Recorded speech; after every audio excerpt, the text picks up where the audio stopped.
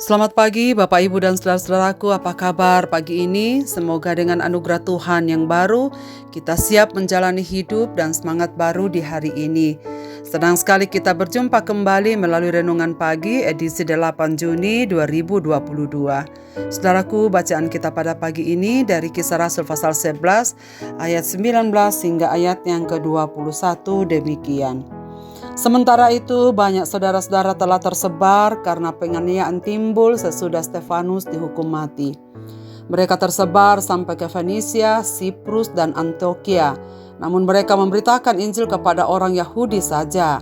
Akan tetapi di antara mereka ada beberapa orang Siprus dan orang Kirene yang tiba di Antioquia dan berkata juga kepada orang-orang Yunani dan memberitakan Injil bahwa Yesus adalah Tuhan. Dan tangan Tuhan menyertai mereka dan sejumlah besar orang menjadi percaya dan berbalik kepada Tuhan. Pelayan tanpa nama. Saudara yang dikasihi Tuhan, jika ada pelayanan dan pekerjaan besar terjadi dalam masyarakat, kita sering mendengar siapa-siapa yang berperan hingga acara itu bisa sukses. Misalnya siapa pelopornya, siapa panitianya, siapa donaturnya. Dan setelah semua usai, surat atau penyampaian ucapan terima kasih pun disampaikan. Namun pagi ini kita mendengar bagaimana kesuksesan pemberitaan Injil sampai ke Fenisia, Siprus, Kirene, dan Antioquia. Teks yang kita baca hanya menyebutkan bahwa banyak saudara-saudara yang sudah percaya karena penganiayaan yang timbul sesudah Stefanus dihukum mati. Mereka tersebar, namun kemana mereka pergi, kesanalah memberitakan Injil bahwa Yesus adalah Tuhan. Sampai juga ke daerah bukan Yahudi yaitu Antioquia, karena ada saudara-saudara seiman yang berasal datang dari Siprus dan Kirene. Merekalah yang menyampaikan Injil kepada orang-orang di Antioquia, daerah yang penting di masa kekaisaran Romawi. Saudara sekalian, para pelopor gereja mula-mula ini tidak dicatatkan namanya. Namun mereka telah menjadi bagian dari sejarah sebagai pelopor-pelopor Kristus yang namanya tidak diketahui. Hanya disebutkan banyak dari saudara-saudara yang tersebar karena penganiayaan setelah Stefanus dihukum mati. Sepanjang masa nama mereka tidak diabadikan dalam sejarah suci gereja. Namun karya-karya mereka telah menjadi pelopor berdirinya gereja, sangat berharga bagi perluasan kerajaan Allah. Sungguh menakjubkan, Tuhan menyertai dan semakin menambahkan jumlah orang yang percaya kepada Kristus. Semakin banyak orang yang diubahkan oleh Injil Yesus Kristus dan dimenangkan kepada Tuhan, dibelenggu dari dosa, terlepas dan memelihara hubungan yang intim dengan Allah. Saudara sekalian, belajar dari karya besar dan berharga daripada pelayan ini menjadi pelajaran penting bagi gereja masa kini. Salah satu yang sering menjadi tragedi dalam gereja ketika ada orang-orang yang ingin diperhatikan dan dicatat namanya, dihargai pada saat mereka berbuat sesuatu yang berharga. Tidak sedikit orang yang akhirnya tersinggung karena merasa karya-karyanya tidak dihargai, tidak dianggap, dan tidak diberikan penghormatan secara layak. Berbahaya jika kesuksesan pelayanan dan pekerjaan apapun ada pada orang-orang yang merasa semuanya berjalan karena peran dirinya dan karya-karyanya. Gereja sangat membutuhkan kehadiran orang-orang yang tak peduli siapa yang mendapat keuntungan. Tak perlu mendapatkan perhatian siapa yang bekerja keras, siapa pelopornya, dan siapa yang membuat acara ini sukses.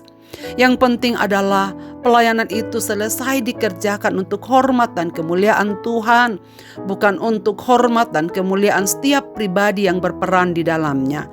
Orang-orang seperti ini mungkin namanya memang tidak tercatat dalam kitab sejarah, namun nama mereka untuk selama-lamanya tercatat dalam kehidupan dan buku kehidupan Allah. Sebab panggilan utama setiap orang percaya adalah memberitakan Injil Yesus Kristus melalui kesaksian hidupnya, sehingga orang-orang melihat kuasa Injil yang mengubahkan, Bukti kekristenan sejati adalah ketika sikap hidupnya sehari-hari telah dipengaruhi oleh Injil Yesus Kristus, dipenuhi cinta kasih, pengampunan, sukacita, kesabaran, kebaikan, lemah lembut, dan kesetiaan. Buah-buah inilah yang dihasilkan oleh orang-orang yang telah menerima Injil dan akibatnya akan mempengaruhi semua orang di semua lapisan masyarakat. Saudara-saudaraku, apa yang telah kita kerjakan semenjak kita menjadi pengikut Kristus? Berapa banyak orang yang telah kita pengaruhi supaya rajin bekerja bagi Injil Kerajaan Allah? Atau karya apa saja yang telah kita lakukan bagi pembangunan tubuh Kristus di dunia ini? Kiranya kita dijauhkan dari keinginan untuk dihargai, diperhitungkan dan dihormati, serta dicatat di dalam manusia. Namun segala jerilelah dan karya bakta kita secara pribadi ditulis yang abadi dalam kerajaan sorga. Mari kita menggunakan setiap waktu untuk menyenangkan hati Tuhan, bukan sekedar menyenangkan hati manusia dan dicatatkan dalam buku usang sejarah dunia, tapi terus berkarya agar makin banyak orang yang percaya dan berbalik pada Tuhan. Marilah kita berdoa.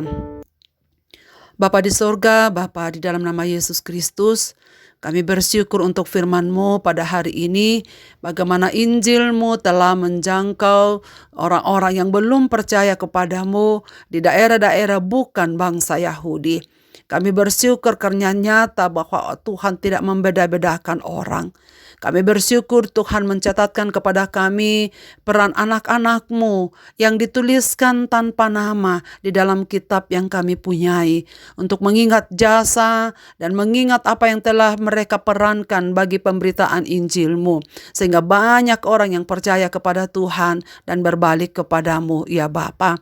Kami mohon kepadamu supaya prinsip-prinsip pembelajaran dari firman-Mu pagi ini mempengaruhi hidup kami, sehingga setiap karya yang kami buat, setiap pelayanan yang kami buat, tujuannya hanyalah untuk menyenangkan dan memuliakan Tuhan, dan tidak untuk menuliskan nama kami, tidak supaya nama kami dikenal dan diingat orang, tapi biarlah nama Kristus yang dipermuliakan di dalamnya.